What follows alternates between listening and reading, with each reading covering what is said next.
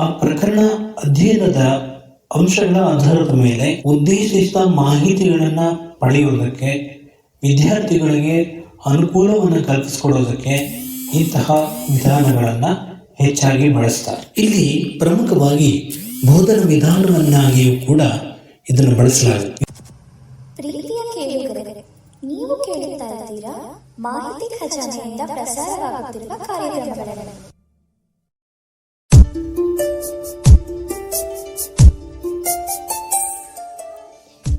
ನಿಮ್ಮ ಸ್ಪರ್ಧಾತ್ಮಕ ಪರೀಕ್ಷೆಗಳ ಕನಸನ್ನು ನನಸಾಗಿಸುವಲ್ಲಿ ಮಾಹಿತಿ ಖಜಾನೆ ನಿಮ್ಮೊಂದಿಗೆ. ಸಮಗ್ರ ಮಾಹಿತಿ, ಪರಿಣಾಮಕಾರಿ ತಂತ್ರಗಳು ಮತ್ತು ವ್ಯಕ್ತಿತ್ವ ವಿಕಸನದ ಉತ್ತಮ ಮಾರ್ಗದರ್ಶನಕ್ಕಾಗಿ ನಮ್ಮ ವಾಹಿನಿಯನ್ನು ಸಬ್ಸ್ಕ್ರೈಬ್, ಶೇರ್, ಲೈಕ್ ಮತ್ತು ಕಾಮೆಂಟ್ಸ್ ಮಾಡುವುದರ ಮೂಲಕ ಪ್ರೋತ್ಸಾಹಿಸಿ.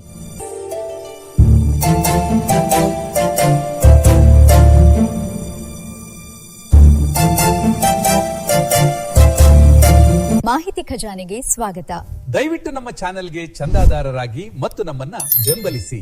ಧನ್ಯವಾದಗಳು.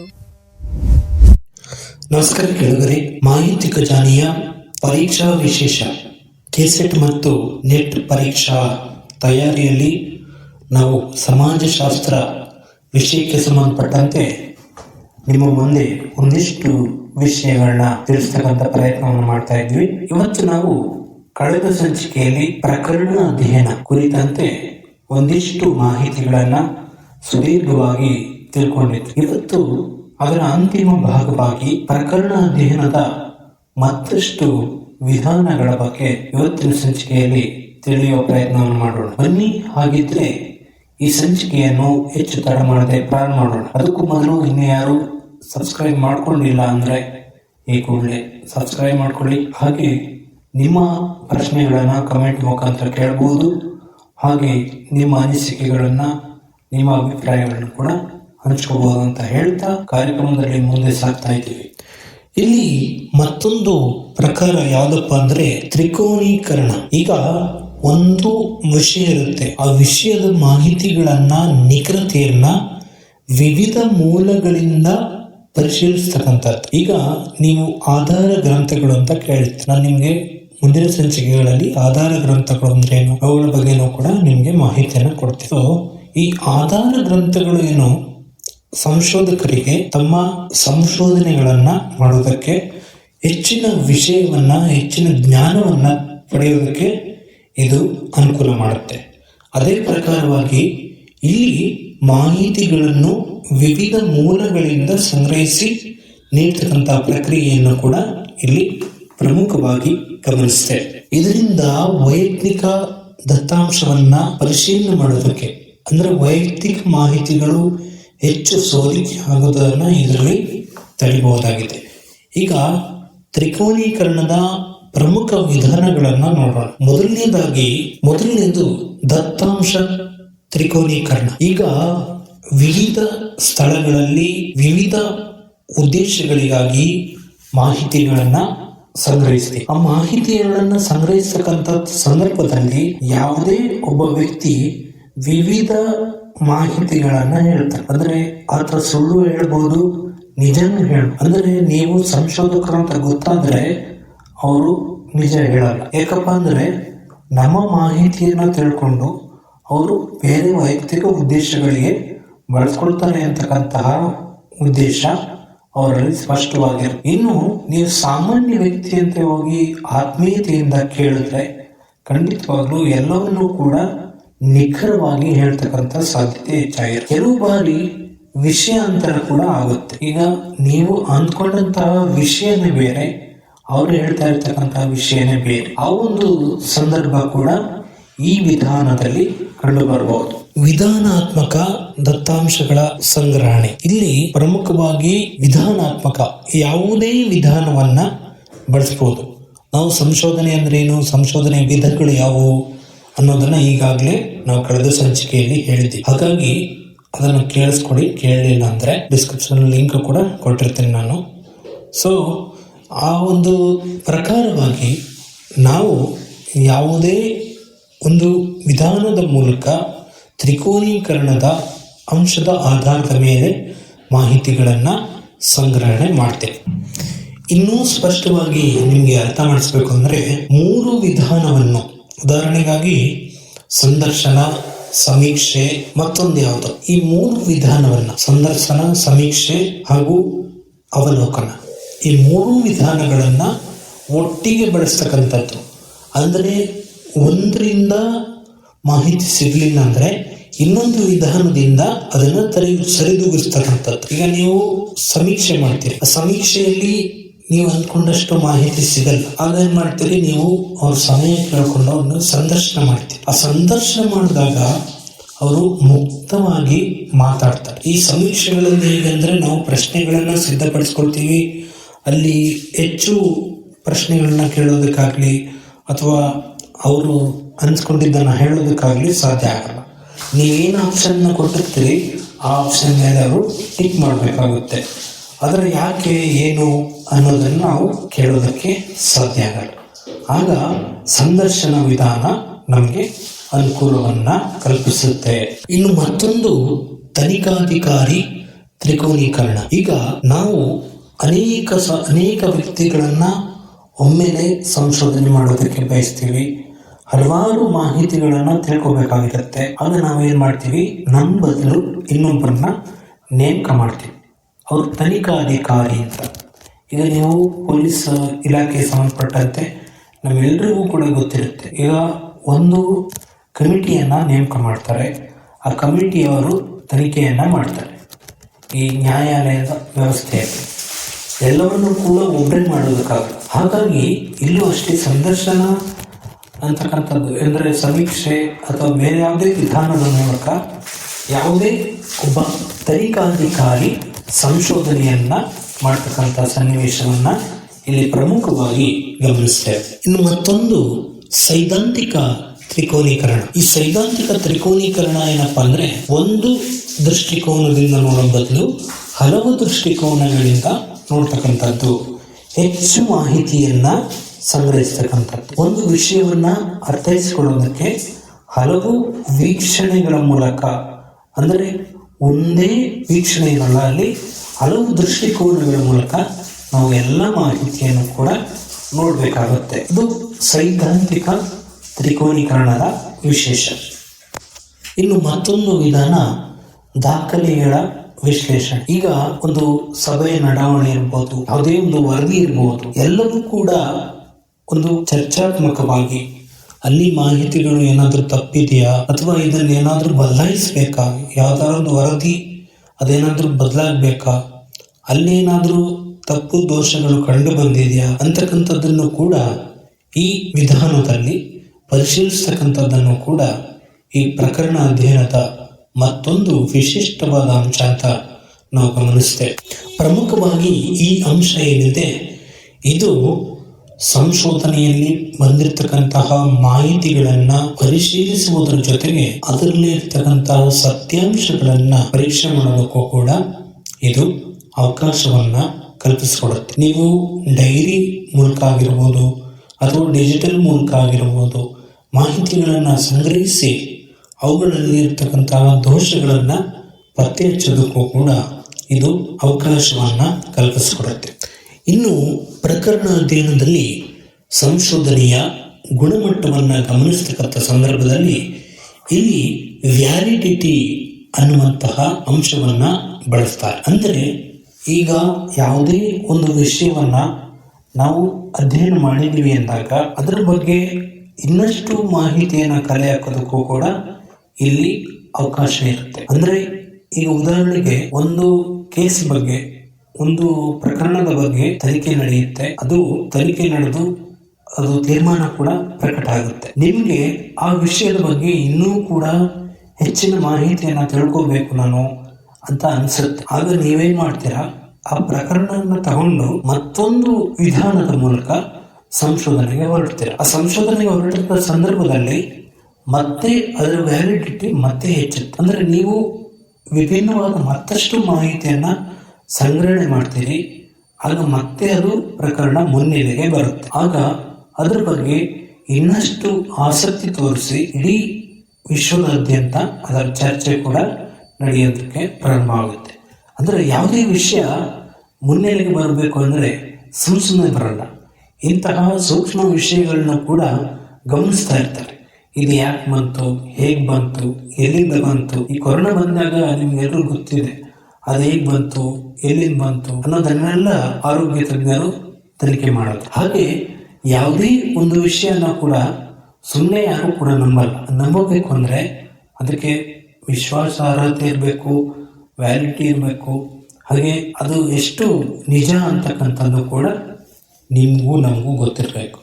ಇನ್ನು ಇದರ ಗುಣಮಟ್ಟವನ್ನು ಹೆಚ್ಚಿಸೋದಕ್ಕೆ ಕೆಲವು ಕಾರ್ಯಗಳನ್ನು ಕೂಡ ಮಾಡ್ತಾರೆ. ಇಲ್ಲಿ ಪ್ರಮುಖವಾಗಿ ಯಾವುದೇ ಒಬ್ಬ ವ್ಯಕ್ತಿ ಕ್ಷೇತ್ರ ಅಧ್ಯಯನಕ್ಕೆ ಹೋದಂಥ ಸಂದರ್ಭದಲ್ಲಿ ಎಲ್ಲವನ್ನು ಕೂಡ ಪಾರದರ್ಶಕವಾಗಿ ದಾಖಲಿಸ್ತಕ್ಕಂಥ ಸನ್ನಿವೇಶವನ್ನು ಕೂಡ ಈ ಗುಣಮಟ್ಟದ ಅಧ್ಯಯನ ಅಥವಾ ವ್ಯಾಲಿಡಿಟಿ ಅಂತಕ್ಕಂಥದ್ದೇನಿದೆ, ನಂಬಿಕಾರ್ಹತೆ ಅಂತಕ್ಕಂಥದ್ದೇನಿದೆ, ಇವೆಲ್ಲವನ್ನು ಉಳಿಸ್ಕೊಳ್ಳೋದಕ್ಕೂ ಕೂಡ ಇಲ್ಲಿ ಅನುಕೂಲವನ್ನು ಕಲ್ಪಿಸಿಕೊಡುತ್ತೆ. ಕಟ್ಟುನಿಟ್ಟು ಅಂದರೆ ಇದೆಲ್ಲವನ್ನು ಕೂಡ ದಾಖಲಿಸ್ತಕ್ಕಂಥ ಸನ್ನಿವೇಶವನ್ನು ಪ್ರಮುಖವಾಗಿ ಗಮನಿಸ್ತೆ. ಇನ್ನು ಸದಸ್ಯರ ಮೌಲ್ಯಮಾಪನ. ಈಗ ನಾವು ಯಾವುದೇ ಒಂದು ವಿಷಯವನ್ನ ಅಧ್ಯಯನ ಮಾಡಿದ್ವಿ ಅಂದಾಗ ಅವುಗಳನ್ನ ಪರಿಶೀಲಿಸೋದಕ್ಕೆ ನಮಗೆ ಅವ್ರನ್ನ ನಾವು ಗೈಡ್ ಅಂತ ಹೇಳ್ತೀವಿ. ಅವರು ನಮಗೆ ಸಹಾಯ ಮಾಡ್ತಾರೆ. ಅದು ಹೇಗಪ್ಪ ಅಂದ್ರೆ, ಈಗ ಒಂದು ವಿಷಯ ಇರುತ್ತೆ. ಉದಾಹರಣೆಗಾಗಿ ಶಾಲಾ ಕಾಲೇಜುಗಳ ಇತ್ತೀಚಿನ ಬೆಳವಣಿಗೆ, ವಿದ್ಯಾರ್ಥಿಗಳಲ್ಲಾಗುತ್ತಿರುವ ಬೆಳವಣಿಗೆ ಅಂತ ತಗೊಳ್ಳೋಣ. ಅಲ್ಲಿ ಏನಾದರೂ ತಪ್ಪು ಕಂಡು ಬಂದಿದೆಯಾ, ತಪ್ಪು ಏನಾದರೂ ಮಾಹಿತಿಗಳು ಸಂಗ್ರಹ ಆಗಿದೆಯಾ ಅನ್ನೋದನ್ನು ತಿಳ್ಕೊಳ್ಳೋದಕ್ಕೆ ನಮಗೆ ಒಬ್ಬರನ್ನ ಕೊಡ್ತಾರೆ. ಒಬ್ಬರು ನುರಿತ ವ್ಯಕ್ತಿಯನ್ನ ನಮಗೆ ಕೊಡ್ತಾರೆ. ಅವರು ಉಪನ್ಯಾಸಕರಾಗಿರ್ಬೋದು, ಪ್ರೊಫೆಸರ್ಗಳಾಗಿರ್ಬೋದು, ಯಾರನ್ನಾದ್ರೂ ಒಬ್ಬರನ್ನ ಕೊಡ್ತಾರೆ. ಅವರು ನಮಗೆ ಸಲಹೆಗಳನ್ನ ಮಾಡ್ತಾರೆ. ಅಂದ್ರೆ ಇದು ಸರಿ ಇಲ್ಲ, ಈ ಅಂಶವನ್ನ ತೆಗಿಬೇಕು, ಈ ಅಂಶವನ್ನ ಸೇರಿಸ್ಬೇಕು, ಇದು ಸ್ವಲ್ಪ ಮೇಲ್ ಬರಬೇಕು, ಮತ್ತೆ ಫೋಟೋ ದಾಖಲಿಸಬೇಕು ಅಂತಕ್ಕಂಥ ಕೆಲವು ಸಲಹೆಗಳನ್ನ ಕೊಡ್ತಾರೆ. ಆ ಸಲಹೆಗಳ ಆಧಾರದ ಮೇಲೆ ನಾವು ಸಂಶೋಧನೆಗಳನ್ನ ಮಾಡಬೇಕಾಗುತ್ತೆ. ಇನ್ನು ವಿವರವಾದ ವಿಶ್ಲೇಷಣೆ. ಈಗ ನೀವು ಸಂಶೋಧನೆ ಮಾಡಿದಂತಹ ವಿಷಯದ ಎಲ್ರಿಗೂ ಅರ್ಥ ಆಗಬೇಕು ಅಂದ್ರೆ ನೀವು ಒಂದೊಂದು ಪಾಯಿಂಟ್ಸ್ಗಳನ್ನ ಕೊಟ್ರೆ ಸರಿ ಆಗಲ್ಲ. ಅಲ್ಲಿ ನೀವು ವಿವರವಾಗಿ ಮಾಹಿತಿಯನ್ನ ಸಂಗ್ರಹ ಮಾಡಬೇಕಾಗುತ್ತೆ.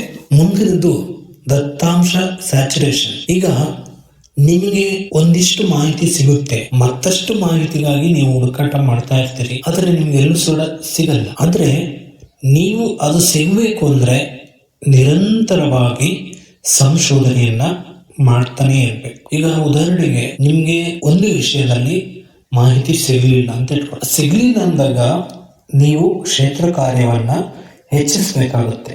ಕ್ಷೇತ್ರ ಕಾರ್ಯ ಹೆಚ್ಚಿಸಿದಾಗ ನಿಮ್ಗೆ ವಿವರವಾದ ಮಾಹಿತಿ ಸಿಗೋದಕ್ಕೆ ಸಾಧ್ಯ ಆಗುತ್ತೆ. ಇನ್ನು ಪ್ರಕರಣ ಅಧ್ಯಯನದಲ್ಲಿ ನೈತಿಕತೆ. ಈಗ ನಾವು ಯಾವುದೋ ಒಂದು ಮಾಹಿತಿಯನ್ನು ಸಂಗ್ರಹಣೆ ಮಾಡ್ತೀವಿ ಅಂದಾಗ ಅದರಲ್ಲಿ ವ್ಯಕ್ತಿಗಳ ನೈಜ ಘಟನೆಗಳ ಒಂದು ವಿಶ್ಲೇಷಣೆ ಇರುತ್ತೆ. ಅಲ್ಲಿ ನಾವು ಎಷ್ಟನ್ನ ನಮ್ಮ ವರದಿಯಲ್ಲಿ ಅಳವಡಿಸಬೇಕು ಅಷ್ಟನ್ನು ಮಾತ್ರ ಅಳವಡಿಸ್ಬೇಕು. ಬದಲಾಗಿ ಅವರ ಗೌಪ್ಯತೆ ವಿಷಯಗಳು ಅಥವಾ ಅವ್ರನ್ನ ಅಗೌರವಿಸ್ತಕ್ಕಂಥದ್ದು ಇವೆಲ್ಲವನ್ನು ಕೂಡ ಮಾಡಬಾರ್ದು.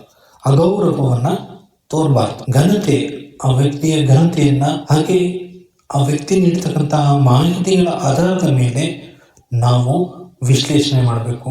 ಅವರ ಹೆಸರನ್ನ ಬರೀತಕ್ಕಂಥದ್ದು ಆಗಲಿ ಅಥವಾ ಬೇರೆ ಯಾವುದೇ ರೀತಿಯಲ್ಲಿ ಅವರಿಗೆ ಮಾನಸಿಕ ಹಿಂಸೆಯನ್ನ ನೀಡ್ತಕ್ಕಂಥದ್ದಾಗಲಿ, ಬೇರೆ ಯಾವುದೇ ರೀತಿಯ ತೊಂದರೆಗಳನ್ನು ಕೂಡ ಕೊಡೋದಕ್ಕೆ ನಮಗೆ ಅಧಿಕಾರ ಇರೋದಿಲ್ಲ. ಯಾಕಂದ್ರೆ ನಾವು ಕೇವಲ ಮಾಹಿತಿಯನ್ನು ಸಂಗ್ರಹಿಸಿ ಅದನ್ನ ದಾಖಲಿಸ್ತಕ್ಕಂಥದ್ದಷ್ಟೇ ನಮ್ಮ ಕೆಲಸ ಆಗಿರುತ್ತೆ. ಇನ್ನು ಮೊದಲನೇದಾಗಿ ಇಲ್ಲಿ ಒಪ್ಪಿಗೆ ಮತ್ತು ಸಮ್ಮತಿ. ಯಾವುದೇ ಒಬ್ಬ ವ್ಯಕ್ತಿಯ ಮಾಹಿತಿಯನ್ನು ನಾವು ಪಡಿತಾ ಇದ್ದೀವಿ ಅಂದಾಗ ಅವರಿಂದ ನಾವು ಒಪ್ಪಿಗೆಯನ್ನು ಪಡ್ಕೊಳ್ಳೋದು ಕೂಡ ಬಹಳ ಮುಖ್ಯ. ಇಲ್ಲಿ ನಾವು ಯಾತಕ್ಕಾಗಿ ಮಾಹಿತಿಯನ್ನು ತಗೊಳ್ತಾ ಇದ್ದೀವಿ, ಅದರಿಂದ ಏನಾದರೂ ಅಪಾಯ ಇದೆಯಾ, ಅದರಿಂದ ಏನು ಉಪಯೋಗ, ನಿಮ್ಗೇನು ಸಿಗುತ್ತೆ ಅಥವಾ ನಮಗೇನು ಸಿಗುತ್ತೆ, ಇವೆಲ್ಲವನ್ನು ಕೂಡ ವಿವರಿಸಬೇಕು. ನೀವು ಸಂಶೋಧನೆ ಮಾಡ್ತಕ್ಕಂಥ ಸಂದರ್ಭದಲ್ಲಿ ಇವೆಲ್ಲವನ್ನು ಕೂಡ ಗಮನದಲ್ಲಿರಿಸಿಕೊಂಡು ಅಧ್ಯಯನ ಮಾಡಿದಾಗ ಮಾತ್ರ ನಿಮ್ಮ ಒಂದು ವ್ಯವಸ್ಥಿತ ಅಧ್ಯಯನ ಪೂರ್ಣಗೊಳ್ಳೋದಕ್ಕೆ ಸಾಧ್ಯ ಆಗುತ್ತೆ.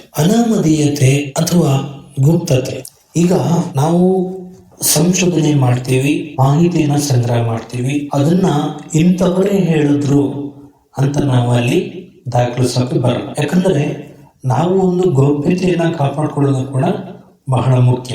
ಯಾರು ಹೇಳಿದ್ದು, ಯಾವಾಗ ಹೇಳಿದ್ದು, ಅವೆಲ್ಲವನ್ನು ಕೂಡ ಬರೆಯೋದಕ್ಕೆ ಸಾಧ್ಯ ಆಗಲ್ಲ. ಅದರಿಂದ ನಾವು ಅರ್ಥ ಮಾಡಿಕೊಂಡಂತಹ ವಿಷಯವನ್ನು ಮಾತ್ರ ಅಲ್ಲಿ ನಾವು ದಾಖಲಿಸಬಹುದು. ಇನ್ನು ಹಾನಿಯಿಂದ ರಕ್ಷಣೆ. ಈಗ ಯಾವುದೇ ಒಬ್ಬ ವ್ಯಕ್ತಿಗೆ ಮಾನಸಿಕವಾಗಿ ಹಿಂಸೆ ನೀಡ್ತಕ್ಕಂಥದ್ದು, ದೈಹಿಕವಾಗಿ ಪೀಡಿಸ್ತಕ್ಕಂಥದ್ದು, ಅವ್ರೇನಾದ್ರೂ ಮಾಹಿತಿ ಕೊಡಲಿಲ್ಲ ಅಂದರೆ ಅವ್ರ ಮೇಲೆ ದಬ್ಬಾಳಿಕೆ ಮಾಡ್ತಕ್ಕಂಥದ್ದು, ಇಂಥದ್ದೆಲ್ಲ ಮಾಡೋದಕ್ಕೆ ಯಾರಿಗೂ ಕೂಡ ಅಧಿಕಾರ ಇಲ್ಲ. ಹಾಗಾಗಿ ನಾವು ಒಂದು ಪ್ರಕರಣದ ಬಗ್ಗೆ ಅಧ್ಯಯನ ಮಾಡ್ತಾ ಇದ್ದೀವಿ ಅಂದಾಗ ನಮ್ಮಲ್ಲಿ ಸೌಜನ್ಯ, ಸೌಮ್ಯ ಭಾವನೆ ಬಹಳ ಮುಖ್ಯ ಆಗುತ್ತೆ. ಇನ್ನು ಪ್ರಕರಣ ವಿಧಾನದ ಕೆಲವು ಅನ್ವಯಗಳು, ಅಂದರೆ ಯಾವ ಯಾವ ಕ್ಷೇತ್ರಗಳಲ್ಲಿ ಇದನ್ನು ಬಳಸ್ತಾರೆ ಅಂತ ನೋಡೋದಾದ್ರೆ, ಪ್ರಮುಖವಾಗಿ ಮೊದಲನೇದು ಶೈಕ್ಷಣಿಕ ಕ್ಷೇತ್ರ. ಶೈಕ್ಷಣಿಕ ಕ್ಷೇತ್ರದಲ್ಲಿ ಇದನ್ನ ಒಂದು ವಿಧಾನವಾಗಿ ಬಳಸದೆ, ಒಂದು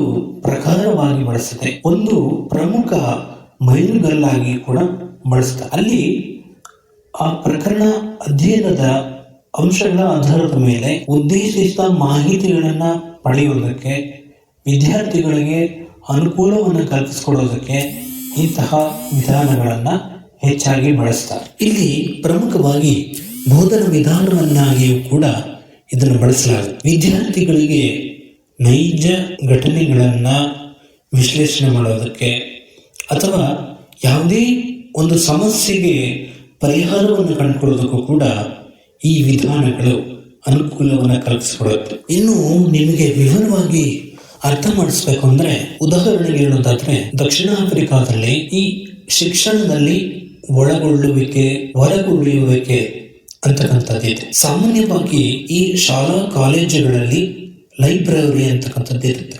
ಈ ಲೈಬ್ರರಿಗಳು ಏನಪ್ಪಾ ಅಂದ್ರೆ ಕೇವಲ ಕಣ್ಣು ಕಾಣಿಸ್ತಕ್ಕಂಥವರಿಗೆ ಮಾತ್ರ ಅನುಕೂಲವನ್ನು ಕಲ್ಪಿಸ್ಕೊಡ್ತಕ್ಕಂತಹ ವ್ಯವಸ್ಥೆಯನ್ನ ಕಲ್ಪಿಸ್ಕೊಂಡಿರ್ತಾರೆ. ಇನ್ನು ವಿಕಲಚೇತನರು, ದಿವ್ಯಾಂಗರು ಅಂತ ಯಾರು ಹೇಳ್ತಾರೆ, ಅವರಿಗೆ ಲೈಬ್ರರಿಯನ್ನ ಬಳಸೋದಕ್ಕೆ ಸಾಧ್ಯ ಆಗ, ಅವರು ಬೇರೆಯವರ ಸಹಾಯವನ್ನು ತಗೊಂಡು ಓದ್ಬೇಕಾಗುತ್ತೆ. ಇಂತಹ ಸಂದರ್ಭಗಳಲ್ಲಿ ಇಲ್ಲಿ ಒಳಗೊಳ್ಳುವಿಕೆ, ಶಿಕ್ಷಣದಲ್ಲಿ ಒಳಗೊಳ್ಳುವಿಕೆ. ಈಗ ನಾವು ಏನಾದ್ರೂ ಮಾಹಿತಿ ಬೇಕು ಅಂದ್ರೆ ನಾವು ಇನ್ನೊಬ್ಬರ ಸಹಾಯವನ್ನು ತಗೊಂಡು, ವಿಕಲಚೇತನರು, ದಿವ್ಯಾಂಗರು ಅಂತ ಏನಿರ್ತಾರೆ ಅವರು ಇನ್ನೊಬ್ಬರ ಸಹಾಯವನ್ನ ತಗೋಬೇಕು. ದೃಷ್ಟಿ ವಿಶೇಷಚೇತನರು ಅವರು ಇನ್ನೊಬ್ಬರ ಸಹಾಯದಿಂದ ಆ ಒಂದು ಲೈಬ್ರರಿಯನ್ನು ಬಳಸಬೇಕು. ಅಲ್ಲಿ ಇರ್ತಕ್ಕಂಥ ಮಾಹಿತಿಗಳನ್ನ ರೆಕಾರ್ಡ್ ಮಾಡ್ಕೋಬೇಕು. ಹಾಗೆ ಅದನ್ನ ನಾವು ನಮ್ಮ ಬ್ರೈಲ್ ಲಿಪಿಯಲ್ಲಿ ಬರ್ಕೋಬೇಕು.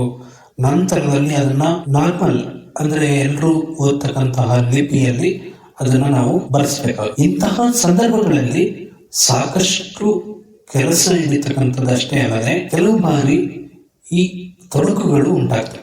ಅಂದರೆ ನಮಗೆ ತ್ವರಿತವಾಗಿ ಮಾಹಿತಿ ಸಿಗಲ್ಲ, ಮಾಹಿತಿ ಸಿಕ್ಕಿದ್ರೂ ಕೂಡ ಅದನ್ನು ನಾವು ತ್ವರಿತವಾಗಿ ನಮ್ಮ ಉಪನ್ಯಾಸಕರಿಗೆ ಒದಗಿಸೋದಕ್ಕೆ ಸಾಧ್ಯ ಆಗಲ್ಲ. ಇಂತಹ ಸಮಸ್ಯೆಗಳು ಸಾಕಷ್ಟಿವೆ. ಇದನ್ನ ಸರ್ಕಾರಗಳು ಗಂಭೀರವಾಗಿ ಪರಿಗಣಿಸಿ ಎಲ್ರಿಗೂ ಕೂಡ ಲೈಬ್ರರಿ ವ್ಯವಸ್ಥೆ ರೂಪುಗೊಳ್ಳುವಾಗಿ ಮಾಡಬೇಕಾಗಿದೆ. ಅದನ್ನ ಯಾರು ಕೂಡ ಮಾಡಿಲ್ಲ. ಇನ್ನು ಮತ್ತೊಂದು ವೈದ್ಯಕೀಯ ಕ್ಷೇತ್ರ ಅಥವಾ ಆರೋಗ್ಯ ಕ್ಷೇತ್ರ. ಇಲ್ಲಿ ಪ್ರಮುಖವಾಗಿ ಇತಿಹಾಸ, ಯಾವುದೇ ಒಂದು ಪ್ರಕರಣದ ಇತಿಹಾಸವನ್ನ ತಿಳಿಯೋದಕ್ಕೂ ಕೂಡ ಇದು ಅನುಕೂಲವನ್ನ ಕಲ್ಪಿಸ್ಕೊಡುತ್ತೆ. ಈಗ ಯಾವುದೋ ಒಂದು ಕಾಯಿಲೆ ಇರುತ್ತೆ, ಆ ಕಾಯಿಲೆಯ ಬಗ್ಗೆ ನಾವು ಹಿಂದಿನ ಇತಿಹಾಸವನ್ನ ತಿಳ್ಕೊಳ್ಳೋದಕ್ಕೆ ಈ ವೈದ್ಯಕೀಯ ಕ್ಷೇತ್ರದಲ್ಲಿ ಸಂಶೋಧನೆಗಳನ್ನು ಮಾಡೋದನ್ನ ಪ್ರಮುಖವಾಗಿ ಗಮನಿಸುತ್ತೆ. ಯಾವುದಾದ್ರೂ ಒಂದು ಹೊಸ ಕಾಯಿಲೆ ಬಂತು ಅಂದ್ರೆ ಅದೆಲ್ಲಿಂದ ಬಂತು, ಹೇಗೆ ಬಂತು, ಮೊದಲು ಯಾರಿಗಾದ್ರೂ ಇತ್ತ ಅನ್ನುವಂತಹ ಅಂಶಗಳ ಆಧಾರದ ಮೇಲೆ ತನಿಖೆಯನ್ನು ಮಾಡ್ತಾರೆ.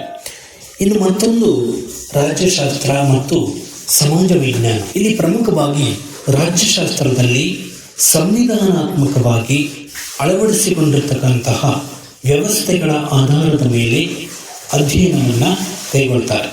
ಈಗ ಉದಾಹರಣೆಗಾಗಿ ಮತದಾನದ ವರ್ತನೆ. ಯಾವುದೋ ಒಂದು ಪಕ್ಷ ಇರುತ್ತೆ, ಆ ಪಕ್ಷದ ಬಗ್ಗೆ ಒಲವು ಹೇಗಿದೆ, ಹಾಗೆ ಅಲ್ಲಿ ಏನಾದರೂ ತೊಡಕುಗಳಿದೆಯಾ, ಅವರು ಮಾಡ್ತಕ್ಕಂತಹ ರಾಜಕೀಯ ವ್ಯವಸ್ಥೆ ಹೇಗಿತ್ತು, ಈಗ ಹೇಗಿದೆ ಅನ್ನೋದನ್ನು ಕೂಡ ಇಲ್ಲಿ ಅಧ್ಯಯನ ಮಾಡೋದಕ್ಕೆ ಅವಕಾಶವನ್ನು ಕಲ್ಪಿಸಿಕೊಳ್ಳುತ್ತೆ. ಇನ್ನು ಅಂತರ್ ವಿಷಯಗಳ ಆಧಾರದ ಮೇಲೆ ಅಂತಾರಾಷ್ಟ್ರೀಯ ಮಟ್ಟದಲ್ಲಿ, ರಾಷ್ಟ್ರೀಯ ಮಟ್ಟದಲ್ಲಿ ಉಂಟಾಗ್ತಕ್ಕಂತಹ ಘರ್ಷಣೆಗಳ ಬಗ್ಗೆ ಆಳವಾಗಿ ಅಧ್ಯಯನ ಮಾಡೋದಕ್ಕೂ ಕೂಡ ಇದು ಅವಕಾಶವನ್ನು ಕಲ್ಪಿಸಿಕೊಳ್ಳುತ್ತೆ. ಕೃಷಿ ಮತ್ತು ಪರಿಸರ ಅಧ್ಯಯನ ಮತ್ತೊಂದು ಅಂಶ. ಈ ಕೃಷಿ ವ್ಯವಸ್ಥೆಯಲ್ಲಿ ಹೇಗಪ್ಪ ಅಂದರೆ ಈ ಕೀಟನಾಶಕಗಳು ಹಾಗೆ ವಿವಿಧ ರಾಸಾಯನಿಕ ಪದಾರ್ಥಗಳ ಪರಿಣಾಮಗಳು, ಅಡ್ಡ ಪರಿಣಾಮಗಳು, ಇವುಗಳ ಬಗ್ಗೆ ಕೂಡ ಇಲ್ಲಿ ಕೃಷಿ ವ್ಯವಸ್ಥೆಯಲ್ಲಿ ಅಧ್ಯಯನ ಮಾಡಲಾಗುತ್ತೆ. ಅದನ್ನು ಹೇಗೆ ಬಳಸಬೇಕು, ಎಷ್ಟು ಬಳಸಬೇಕು, ಯಾಕೆ ಬಳಸಬಾರ್ದು, ಇವೆಲ್ಲವನ್ನು ಕೂಡ ಅರ್ಥ ಮಾಡ್ಕೊಳ್ಳೋದಕ್ಕೆ ಇದು ಸಹಾಯ ಮಾಡುತ್ತೆ. ಇನ್ನು ಇದರಿಂದ ಉಂಟಾಗ್ತಿರುವಂತಹ ಮಿತಿಗಳು ಅಥವಾ ಸವಾಲುಗಳು ಏನೇನು ಅಂತ ನೋಡೋದಾದ್ರೆ, ಇಲ್ಲಿ ಮೊದಲನೇ ಅಂಶ ಸಾರ್ವತ್ರೀಕರಣ. ಈಗ ಒಂದು ವಿಷಯವನ್ನ ಅಧ್ಯಯನ ಮಾಡಿರ್ತೀವಿ, ಅದು ಯಾವುದೋ ಒಂದು ಸಂದರ್ಭವನ್ನು ಇಟ್ಕೊಂಡು ಮಾಡಿರ್ತೀವಿ. ಕೆಲವು ಬಾರಿ ಅದು ಆ ಸಂದರ್ಭಕ್ಕೆ ಮಾತ್ರ ಅನ್ವಯಿಸುತ್ತೆ, ಬೇರೆ ಯಾವುದೇ ಸಂದರ್ಭಗಳಿಗೂ ಕೂಡ ಆ ಮಾಹಿತಿ ಅನ್ವಯಿಸದೇ ಇರತಕ್ಕಂಥದ್ದನ್ನು ಕೂಡ ಪ್ರಮುಖವಾಗಿ ಗಮನಿಸ್ತೇವೆ. ಇನ್ನು ಇದು ಪ್ರಮುಖವಾಗಿ ಹೆಚ್ಚು ಶ್ರಮ ಮತ್ತು ಹೆಚ್ಚು ಸಮಯವನ್ನು ಕೂಡ ತೆಗೆದುಕೊಳ್ಳುತ್ತೆ. ಅಂದರೆ ನಾವು ಯಾವುದೇ ಒಂದು ವಿಷಯದ ಬಗ್ಗೆ ಅಧ್ಯಯನ ಮಾಡ್ತೀವಿ ಅಂದ ತಕ್ಷಣ ನಮಗೆ ವೇಗವಾಗಿ ಮಾಹಿತಿ ಸಿಗಲ್ಲ. ನಾವು ಯಾವುದೇ ಮಾಹಿತಿಯನ್ನು ಸಂಗ್ರಹ ಮಾಡ್ತೀವಿ ಎಂದಾಗ ಅಲ್ಲಿ ಸಾಕಷ್ಟು ಲೋಪದೋಷಗಳು, ಬದಲಾವಣೆಗಳು ಕೂಡ ಕಂಡು ಬರ್ತಕ್ಕಂಥದ್ದನ್ನ ಪ್ರಮುಖವಾಗಿ ಗಮನಿಸ್ತೇವೆ. ಇನ್ನು ಕೆಲವು ಸಂದರ್ಭಗಳಲ್ಲಿ ವ್ಯಕ್ತಿಗಳು ತಮಗೆ ಬೇಕಾದಂತಹ ಅಂಶಗಳನ್ನು ಮಾತ್ರ ಆಯ್ಕೆ ಮಾಡಿಕೊಳ್ಳುವಂತಹ ಅಪಾಯ ಕೂಡ ಇದೆ. ಅಂದರೆ ಈ ಮೇಲೆ ಹೇಳಿರ್ತಕ್ಕಂತಹ ತ್ರಿಕೋನೀಕರಣದಂತಹ ಅಂಶಗಳ ಆಧಾರದ ಮೇಲೆ ಕಟ್ಟುನಿಟ್ಟಿನ ಶಿಷ್ಟಾಚಾರಗಳನ್ನು ಕೂಡ ಪಾಲಿಸಿದ್ರೆ ಮಾತ್ರ ಇವೆಲ್ಲವೂ ಕೂಡ ನೈಜವಾಗಿ ನಿಜವಾದ ವಿಷಯ ಏನಿದೆ ಅನ್ನೋದನ್ನ ಅರ್ಥ ಮಾಡ್ಕೊಳ್ಳೋದಕ್ಕೆ ಸಾಧ್ಯ ಆಗುತ್ತೆ. ಇಲ್ಲಾಂದ್ರೆ ಪ್ರಕರಣ ಅಧ್ಯಯನ ಅಂತಕ್ಕಂಥದ್ದು ಕೇವಲ ಕಾಟಾಚಾರವಾಗಿ ಮಾತ್ರ ಉಳ್ಕೊಳ್ಳುತ್ತೆ. ಇನ್ನು ಕೊನೆಯದಾಗಿ ಹೇಳೋದಾದ್ರೆ, ಈ ಸಂಶೋಧನೆ ಪ್ರಕರಣ ಅಧ್ಯಯನ ಅಂತಕ್ಕಂಥದ್ದೇನಿದೆ, ಇದು ಅಪಾಯದಂತಹ ವ್ಯವಸ್ಥೆಗಳನ್ನು ಕಲ್ಪಿಸುವುದು. ಹಾಗಾಗಿ ಯಾವುದೇ ಒಂದು ವ್ಯವಸ್ಥೆ ಪ್ರಕರಣ ಅಧ್ಯಯನ ಮಾಡ್ತಕ್ಕಂಥ ಸಂದರ್ಭದಲ್ಲಿ ಯಾವುದೇ ಒಂದು ವ್ಯವಸ್ಥೆಗಳು ಸಾಕಷ್ಟು ಬದಲಾವಣೆಗಳನ್ನ ತರಬಹುದು. ಹಾಗೆ ವ್ಯವಸ್ಥಿತವಾದ ರೀತಿಯಲ್ಲಿ ಅವು ಬದಲಾಗಬಹುದು. ಈಗ ತಂತ್ರಜ್ಞಾನ ಬಂದಿದೆ, ತಂತ್ರಜ್ಞಾನ ಬಂದಿರೋದ್ರಿಂದ ಎಲ್ಲವೂ ಕೂಡ ಡಿಜಿಟಲೀಕರಣ ಕೂಡ ಆಗ್ತಾ ಇದೆ. ಹಾಗಾಗಿ ಸಂಶೋಧನೆ ಪ್ರಕರಣ ಅಧ್ಯಯನ ಅಂತಕ್ಕಂಥದ್ದು ಕೇವಲ ಒಂದು ವ್ಯವಸ್ಥೆಗಾಗಲಿ ಒಂದು ಪ್ರಕರಣಕ್ಕಾಗಲಿ ಸೀಮಿತವಾಗದೆ ಜಗತ್ತಿನಾದ್ಯಂತ ಇದರ ಪ್ರಯೋಗ ಇನ್ನಷ್ಟು ನಡೀತಾ ಇದೆ, ಮತ್ತಷ್ಟು ನಡೆಯುತ್ತೆ. ಹೇಳಿದ್ರೆ ಇದುವರೆಗೂ ಈ ಕಾರ್ಯಕ್ರಮವನ್ನು ಆಲಿಸಿದಂತಹ ನಿಮ್ಮೆಲ್ಲರಿಗೂ ಕೂಡ ಧನ್ಯವಾದಗಳು. ಮತ್ತೆ ಮುಂದಿನ ವಾರ ಮತ್ತಷ್ಟು ವಿಶೇಷತೆಯೊಂದಿಗೆ ಇದೇ ಸಂಚಿಕೆಯಲ್ಲಿ ಭೇಟಿಯಾಗೋಣ.